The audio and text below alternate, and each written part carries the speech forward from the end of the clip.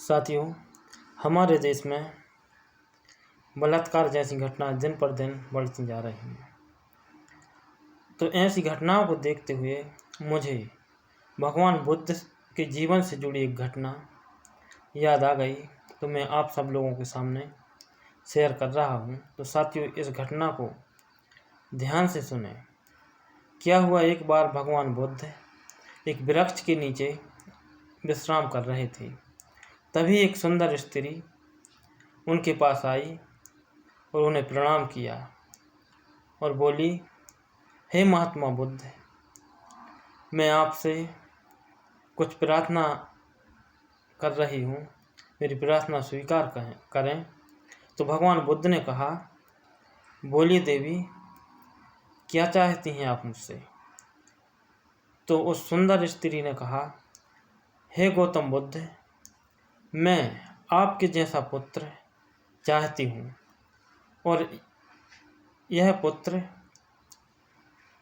केवल आपके द्वारा ही पैदा हो सकता है, या जब आप हमसे संबंध बनाएंगे तभी आप जैसा पुत्र मुझसे प्राप्त हो सकता है।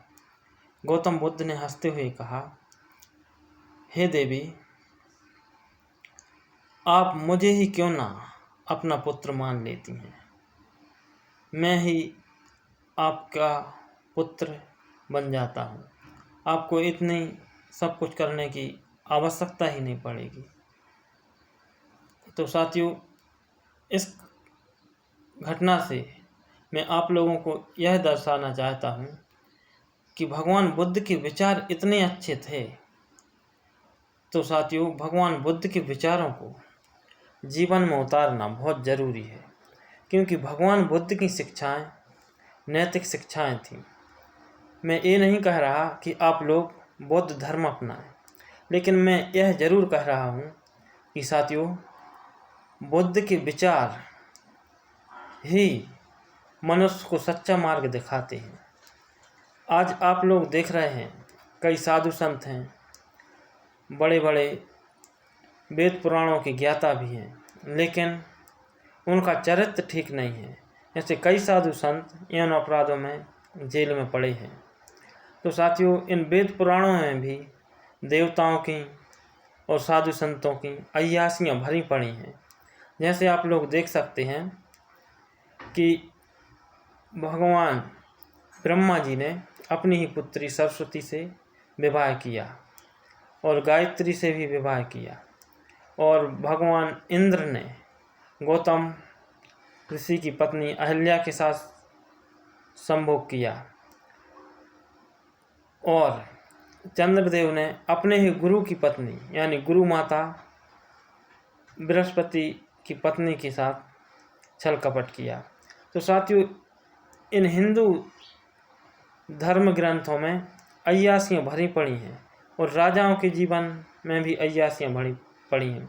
तो साथियों, जो लोग इनके फॉलोअर हैं या ऐसे धर्म को मानते हैं, तो ये जायज़ बात है कि जब भी ऐसी कहानियाँ या ऐसी ग्रंथ पढ़ेंगे तो वह ज़रूर यही सोचते हैं कि जब भगवानों ने ऐसे कर्म किए हैं तो मुझे एक या दो कर्म करने में कौन सा पाप लगता है।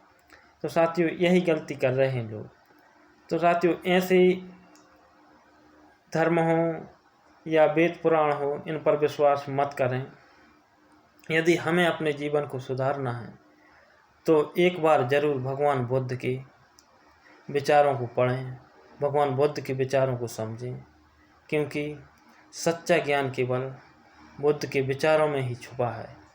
भगवान बुद्ध ने कहा है कि अच्छे